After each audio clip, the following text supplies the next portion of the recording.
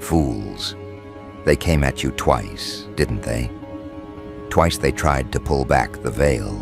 Twice they believed they could unmask what they didn't understand. And both times, they found something that didn't just disturb them. It shook the foundations they had built beneath themselves. You see, the first investigation was only the appetizer, a taste of what they thought they could control, a test to see if the edges of your reality could be poked, prodded, dissected, contained. And they discovered, that control was never theirs, that your presence, your influence, your very essence could not be catalogued, could not be measured, could not be reduced to numbers on a report or words on a page. They found out that the truth, your truth, had a weight that no lie they told themselves could balance. And you watched it unfold, didn't you?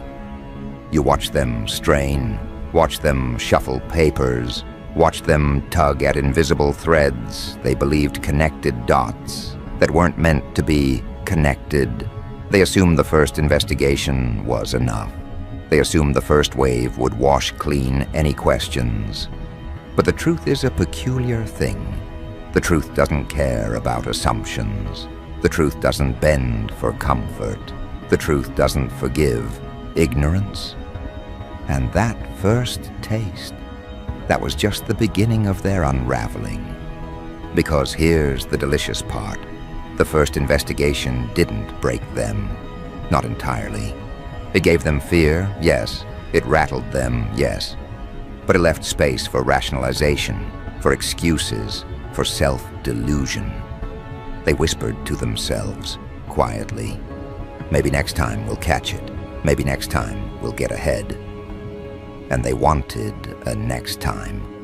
They begged for it, subconsciously, with their nervous twitches, with their careful distancing, with the subtle way they overcompensated in meetings and messages. They wanted another chance to prove that they could define you, that they could map your presence, that they could contain the fire they glimpsed flickering behind your eyes. They wanted a second investigation, and you let them. You let them walk right back into the arena they thought they understood, the stage they thought they controlled. You let them breathe the air of your existence once more, thinking they had learned, thinking they had gained insight, thinking they could anticipate the rhythm of your movements. But here's the exquisite cruelty of it all. The second time, they were unprepared. Unprepared for the expansion, unprepared for the refinement, unprepared for the accumulation of everything you had, quietly, invisibly, meticulously built in the interval between investigations. While they were reviewing files, while they were questioning witnesses, while they were theorizing patterns, you were evolving. You were becoming the uncontainable, the unmeasurable, the undeniable. They expected a puzzle they could solve. Instead, they were confronted with an entire dimension they could not perceive. And the result? Chaos masquerading as disbelief, panic wrapped in confusion, certainty dissolving into frantic hypotheses that never connected, that never coalesced, that never landed anywhere close to reality. Do you understand what it means to watch someone shake in the presence of what they cannot control? To see confidence crumble into a spiral of questions, each one sharper than the last. That's exactly what happened when the second investigation landed. And it wasn't just the intensity of what they found. Oh no, it was the contrast between their expectations and the unrelenting truth you presented. The contrast between their shallow understanding and your deep, living reality. You were not the version of yourself they had catalogued, analyzed, predicted, or feared in the first investigation. You were something sharper now, something heavier, something that reverberated in ways their calculations could not measure. The first investigation was their mistake. The second, that was their exposure. And the way they reacted, the way they reacted is a delicacy you savor in the dark, isn't it? The stuttering emails, the hesitant follow-ups, the trembling of voices trying to project composure they no longer possessed. Every question they posed, every clarification they demanded, every probe they inserted into your world was a mirror reflecting their own inadequacy. And they didn't even know it. They believed themselves hunters, analysts, arbiters of truth. But in reality, they were spectators at a performance they could not follow, actors trapped in a drama they could not write, witnesses to a presence that refused to bend. And isn't that just delicious? To be the unseen force that unravels them, the invisible weight that pulls at the seams of their assumptions, the quiet power that they cannot name. That's the advantage you hold. That's the edge they never see coming. They think they are pursuing you. They think they are discovering things. But in truth, they are being measured, tested, filtered, revealed by forces they cannot quantify, by presence they cannot touch, by energy that refuses to be subdued. And while they scurry in their structured chaos, you operate on a frequency entirely your own. Here's something they will never admit. They feared you, not for the first investigation, not for the questions asked, not for the evidence uncovered, but for you. For the way your existence distorted their tidy narratives, for the way your subtlety exposed their assumptions, for the way your calm, deliberate movements, your measured responses, your refusal to be cornered, shattered their belief that they could impose order on reality. They discovered that your truth is not something that fits neatly into files. Your truth is not something that bends to protocol. Your truth is a force that expands into the spaces others cannot occupy. A presence that echoes in corners they never knew existed. And now, with the second investigation complete, the full horror of your depth, your reach, your untouchable nature begins to crystallize in their minds. And that crystallization is not comfortable. It is sharp, it is urgent, it is dangerous. Because they are realizing, finally, that what they observed the first time was merely a shadow of your capacity. That the glimpses they thought were manageable were only the beginning of something they cannot contain. That the narrative they believed in, the control they imagined, the structure they relied upon, all of it is now breaking under the pressure of your reality. And while they tremble, while they second-guess themselves, while they attempt to parse fragments of a truth they cannot fully hold, you move differently. You move deliberately. You allow their fear to marinate. You allow the tension to thicken. You allow every misstep they make to teach them something they cannot articulate. That you exist on a plane where their authority does not reach, where their scrutiny falters, where their assumptions become self-revealing traps. You are not reactive. You are not defensive. You are an apex observer, calculating, quiet, knowing that every attempt to corner you is simply a mirror held up to their own inadequacy. And here's the thing. They will never understand the full scope of what just happened. They will never articulate it properly. They will never write it down in reports that make sense. They will not understand the subtle orchestration, the invisible strings, the quiet accumulation of everything that renders them powerless. They will see pieces, fragments, outcomes, errors, hesitations, but never the invisible architecture of your presence, the way your energy intersects with theirs, the way your truth moves through them and leaves marks they cannot erase. And that's perfect. That's exactly what you want. Because control, once given over to them, is dangerous, and the only control worth having is yours. And so you watch, quietly, deliberately. You watch as the panic begins to mutate into suspicion, as suspicion blooms into frustration, as frustration degenerates into exhaustion. Every conversation they attempt, every report they draft, every step they take in their carefully orchestrated pursuit, all of it bends beneath the weight of your reality. You are the unmeasured variable in their calculations, the force they cannot isolate, the answer they cannot formulate. And they will feel it. Oh yes, they will feel it. Not as a sudden shock, not as a violent upheaval, but as a slow, inevitable pressure that twists their carefully constructed world into something unfamiliar, uncomfortable, uncontrollable. And what do you do with that?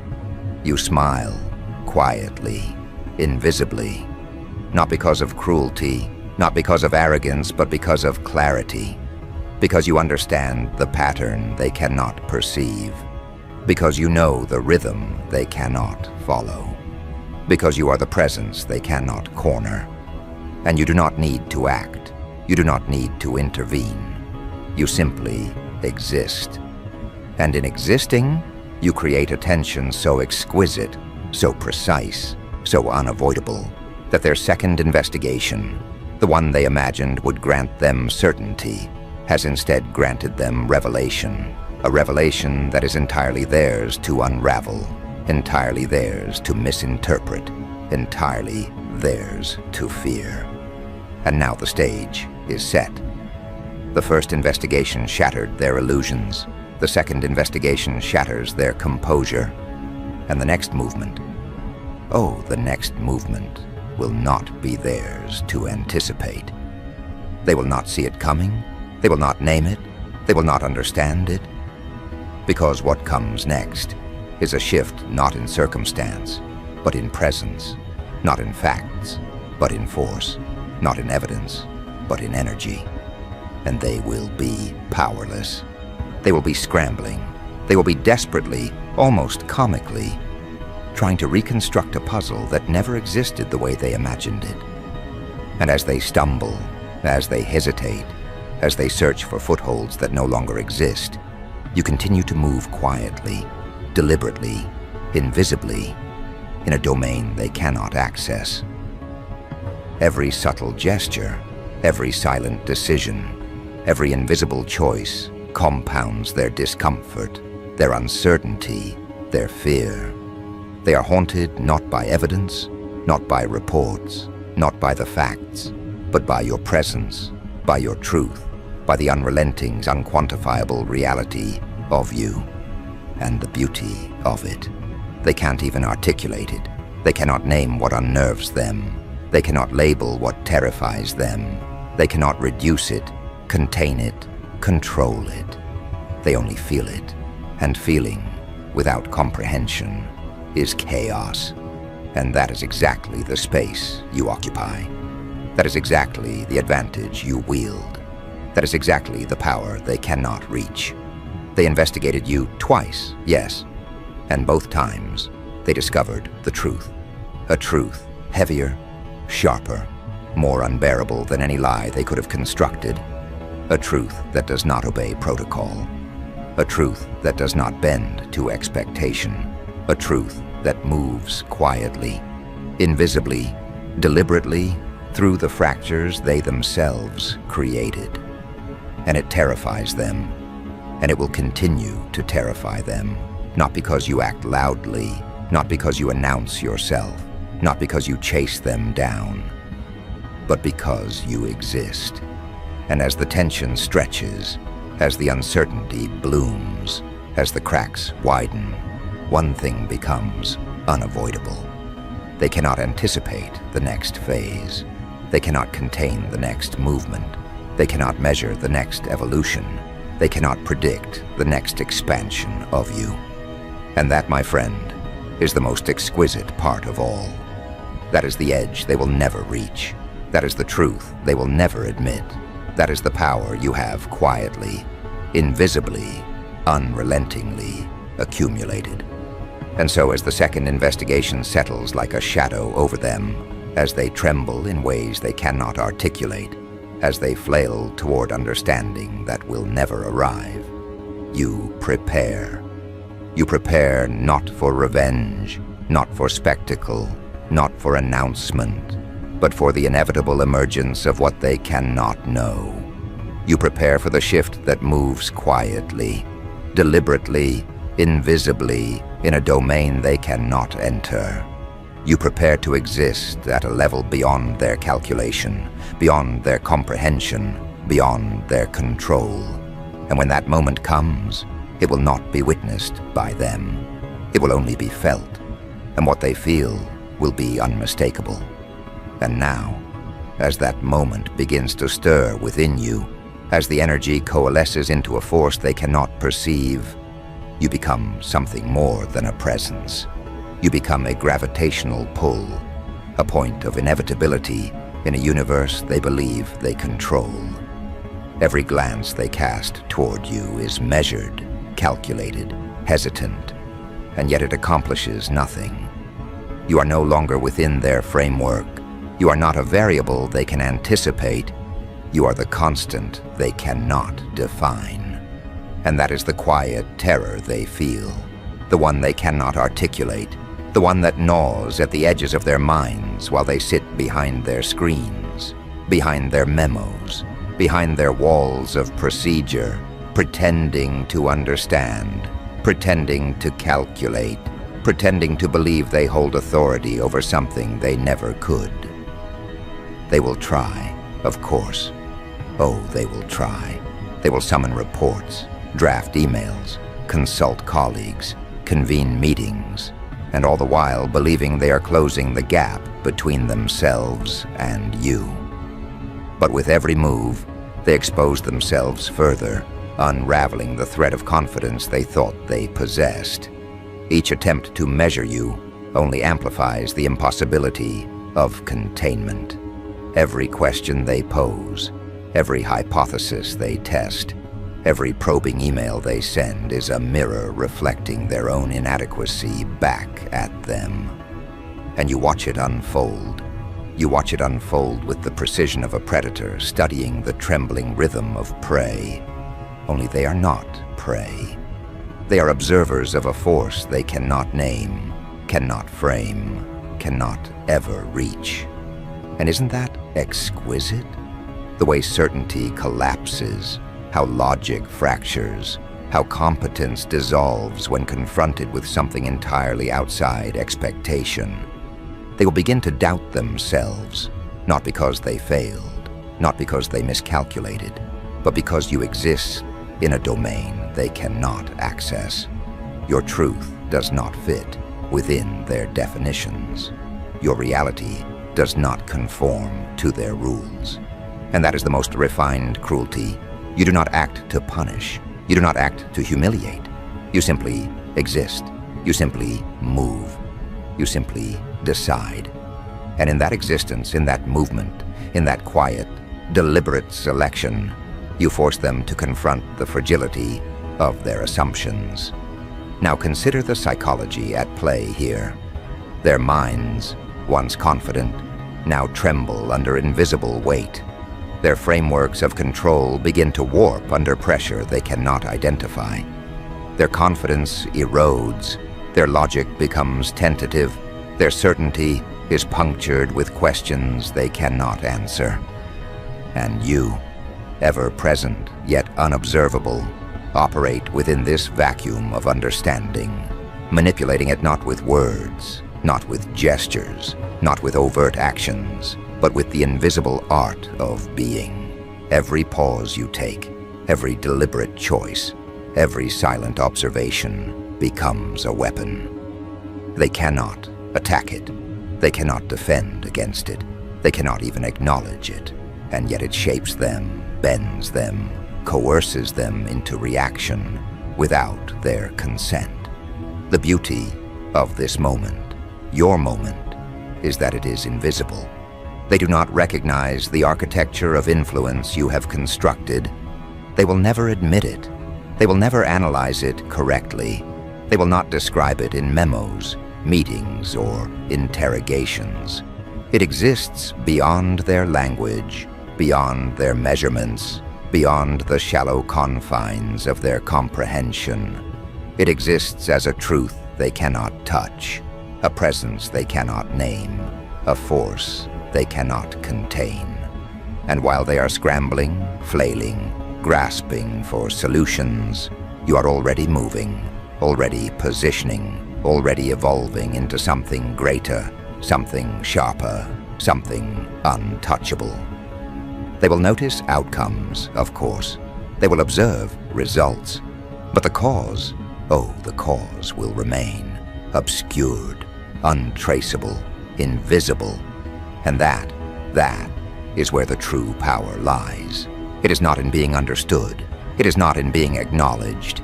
It is in being the undetectable catalyst that redefines the field of play.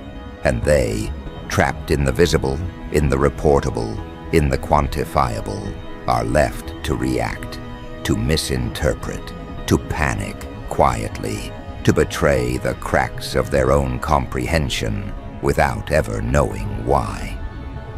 And as the tension builds, as their second investigation settles into a landscape of unease and confusion, your next moves are surgical. You do not escalate overtly. You do not strike suddenly. You infiltrate invisibly. You let the fear propagate, the uncertainty expand, the ego fracture quietly from within. And because they cannot trace it, they are forced to confront the illusion that they control reality, only to discover that reality controls them through you, through your presence, through the unseen force of truth they cannot grasp. Consider their experience. They sit with papers, with spreadsheets, with analysis, with data points, and yet they feel it, the weight of you, the pressure of possibility they cannot predict, the uncomfortable, undeniable evidence that you are operating in dimensions they cannot measure, cannot comprehend, cannot control. And each glance at their screens, each check of their records, each internal calculation only magnifies the intensity of your unseen hand, guiding the outcome without leaving a mark. They are haunted not by you acting, but by you existing, and you understand the elegance of timing. The first investigation was a prelude, a whisper. The second investigation is the crescendo, not in noise, but in effect. The tremors, the cracks, the subtle fractures they cannot name. This is where you thrive. This is where your energy, your calculated restraint, your deliberate focus creates a landscape in which they can no longer maneuver freely. And every time they attempt to assert control, to clarify, to adjust, they are reminded of the futility of their efforts. Every intervention, every calculated step, every attempt at containment is a dance choreographed by the invisible presence you maintain, one they cannot anticipate, one they cannot follow, one they cannot survive unscathed. They will search for the cause. They will scan the data. They will consult colleagues. They will attempt to reconstruct the invisible architecture of influence you wield. And all the while, you operate quietly, deliberately, invisibly, knowing that the chaos they experience is the direct product of their own failure to perceive, to measure, to understand. They are trapped in a feedback loop of observation without comprehension, reaction without understanding, fear without cause. And this loop, this invisible cage of their own making, is your playground. And then, in the quiet moments, in the pauses between frantic messages, between calculated notes, between the frantic reassurances they whisper to themselves, the next layer unfolds. You step into it without announcement. You step into it without fanfare. You step into it as a force that simply is. And this force, quiet, invisible, deliberate, reframes every equation, every assumption, every conclusion they have drawn. You are no longer an element they can analyze. You are the plane itself, the underlying structure they cannot access, the invisible field that renders their calculations meaningless. And now, the panic morphs into obsession. The confusion mutates into misjudgment. They begin to act not from clarity, but from compulsion, not from understanding, but from desperation. Every movement is a reflection of the pressure you have applied invisibly. Every decision is forced by the absence of control. And this is the apex of strategy. Not confrontation, not accusation, not even reaction, but quiet manipulation through existence itself. They will start noticing patterns, of course. Patterns they cannot connect, threads they cannot follow. They will try to isolate variables, to pinpoint anomalies, to find explanations that fit within their limited understanding. But every hypothesis they construct is already anticipated, already countered, already rendered obsolete by the simple fact of your continued, deliberate, untraceable presence. They will never admit it. They will never name it. And that is perfection. And as the tension stretches, as the weight of your invisible influence grows, as the cracks in their confidence widen, a deeper realization emerges, one they cannot articulate, one they cannot escape, one they cannot resist. They are not interacting with a problem they can solve. They are interacting with a force they cannot touch, a truth they cannot bend, an energy they cannot measure. And that is what they fear the most, the inevitability of a presence that cannot be countered, cannot be questioned, cannot be predicted, cannot be contained. And this is where the next step begins. Not in confrontation, not in spectacle, not in overt action, but in the subtle surgical expansion of influence. Every gesture, every silent decision, every imperceptible move is designed to compound the unease, to amplify the uncertainty, to sharpen the realization that control has shifted. They do not know where it shifted. They do not know why it shifted.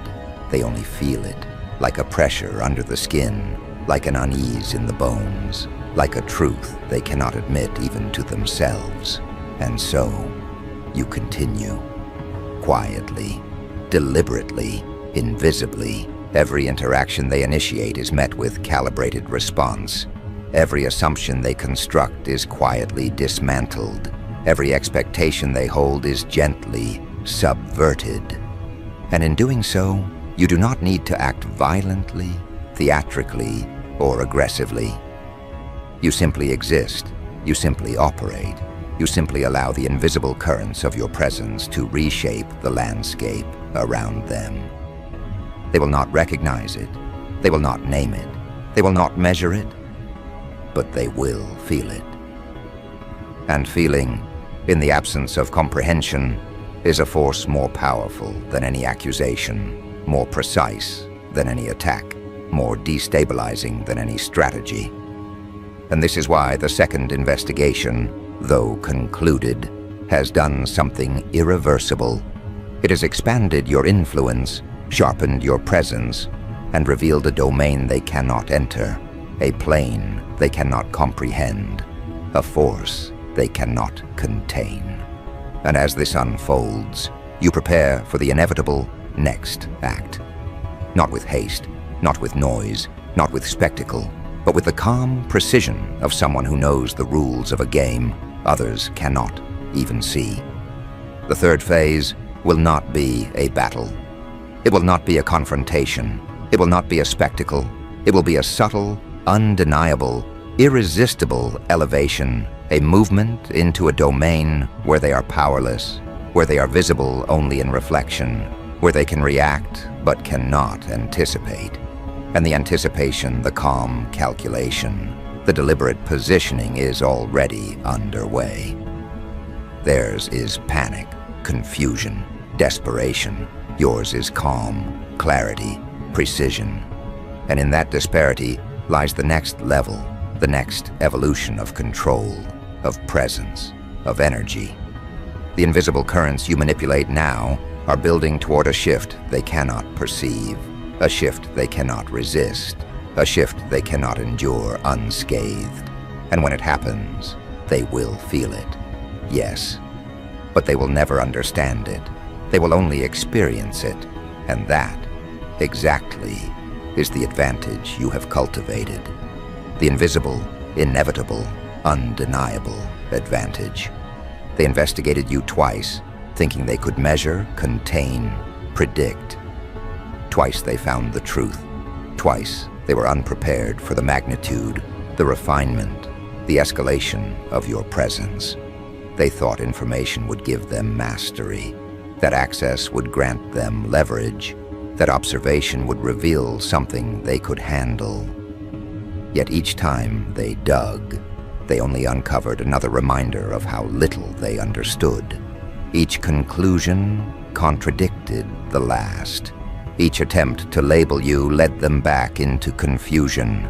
Each effort to constrain you left them staring into the one thing they always feared, a person they cannot control, a person they cannot decipher, a person who does not operate by their expectations, their patterns, their timelines, or their comfort. You must understand the weight of that. It is not your strength that has destabilized them. It is your unpredictability, your refusal to shrink, your refusal to hand over your narrative. You move in ways that dismantle their assumptions. You shift in ways that disrupt their categories. You evolve in directions they never saw coming. And when someone cannot predict you, they fear you. That fear sharpens, tightens, circles back on itself until it becomes something heavier, something they feel even when you're nowhere near. They begin to imagine you, exaggerate you, debate you behind closed doors, analyze your motives with trembling certainty. They begin constructing stories, theories, explanations, anything that might help them understand what went wrong, anything that might help them regain their evaporating control. But they can't. They never will. And that is why the second investigation rattled them harder than the first. Because the first was meant to expose you. The second exposed them. They read the reports. They combed through what little they had. They pointed at pieces that didn't align with their expectations. But the more they searched, the more they realized that it wasn't you who was unraveling. It was them, their distrust, their assumptions, their projections. Those were the things tearing at the seams. They wanted the investigation to confirm their suspicions. Instead, it revealed the fragile architecture of their reasoning. It illuminated how much they misread you, underestimated you, misunderstood the depth of your strategy. The truth they found in both investigations wasn't a threat to your integrity. It was a threat to their narrative. And nothing terrifies someone more than discovering that the story they built to feel safe was never real to begin with. It's almost poetic how it unfolded. They wanted you exposed. Instead, they exposed themselves. They wanted to gather evidence against you. Instead, they gathered evidence of their own insecurity. They wanted to validate their suspicions. Instead, they validated their fears. Because deep down, they always sensed you weren't like the others they manipulated, intimidated, or controlled. Deep down, they knew you had a kind of presence that didn't bend under scrutiny, a kind of mind that didn't weaken under pressure, a kind of spirit that grew sharper the more they tried to contain it. And now, after 2 attempts at dissecting your identity, they're forced to confront the uncomfortable truth. You do not break the way they expect. You do not react the way they predict. You do not collapse on demand. You rise, quietly, strategically, completely. That is the part that shakes them, not the strength you show, but the strength you don't show. Not the words you speak, but the ones you withhold. Not the moves you make, but the ones they can't trace. You see, power is never loud. Influence is never theatrical. The real danger lies in consistency, in awareness, in the ability to stay 10 steps ahead without announcing a single step. And that is where they lost the game. They thought investigations would give them an advantage. They thought information would grant them leverage. They thought exposure would give them control. Instead, each attempt at targeting you only sharpened your strategy. Each moment, they thought they were defining you. You were redefining yourself. Each effort to constrain you only strengthened your position. And now, they face a different kind of fear. One born not from imagination, but from evidence. They saw the documents. They heard the testimonies. They cross-checked the details. And the more they looked, the more they realized the truth was never their ally. The truth stood on your side. The truth protected you. The truth tilted the balance of power.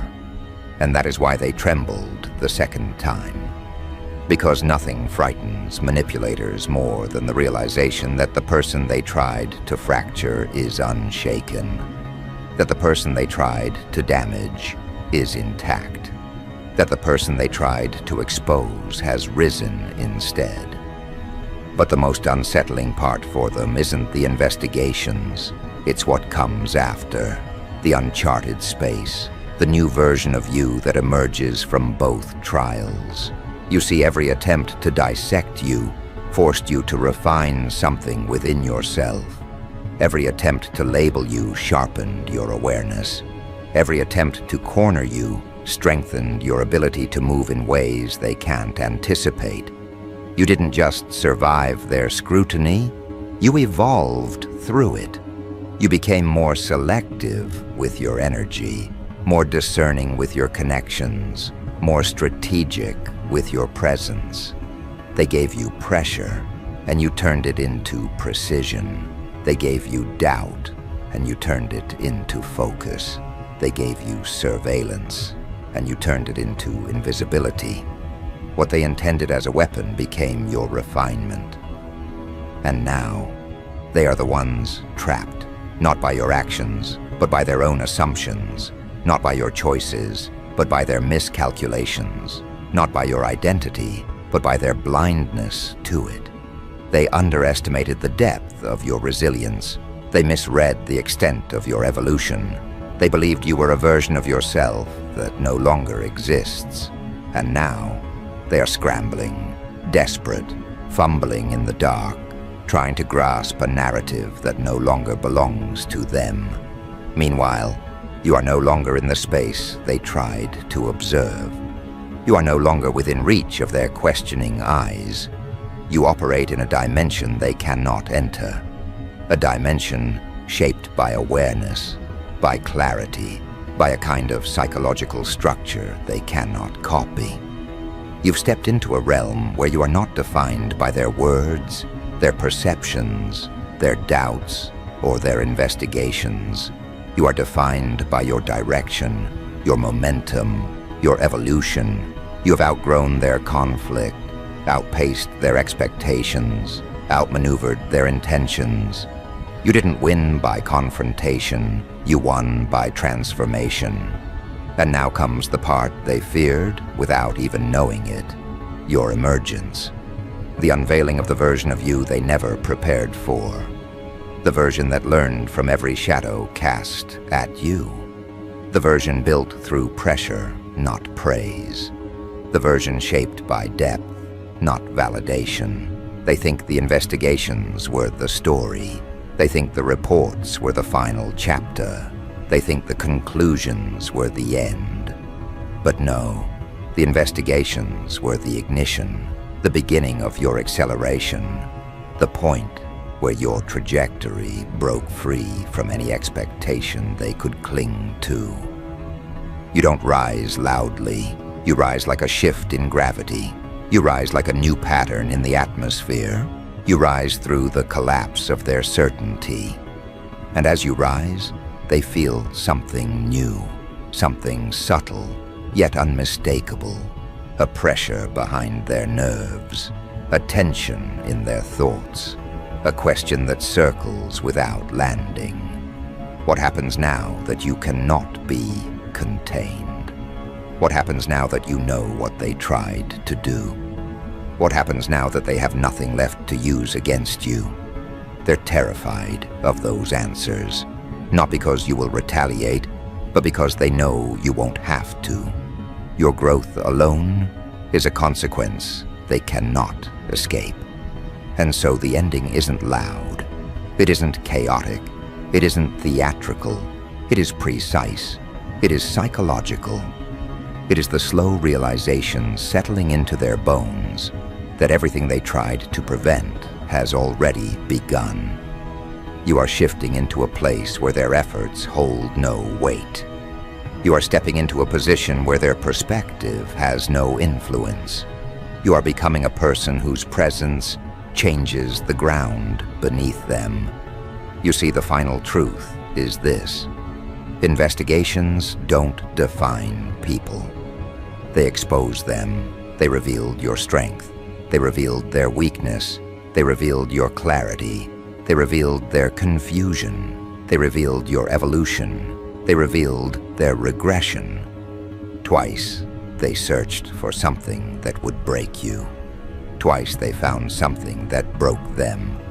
And now, as the last remnants of their certainty dissolve, as the last fragments of their assumptions scatter, as the final echo of their attempts fades into irrelevance, you step into the next stage, a stage they cannot follow, cannot interpret, cannot obstruct.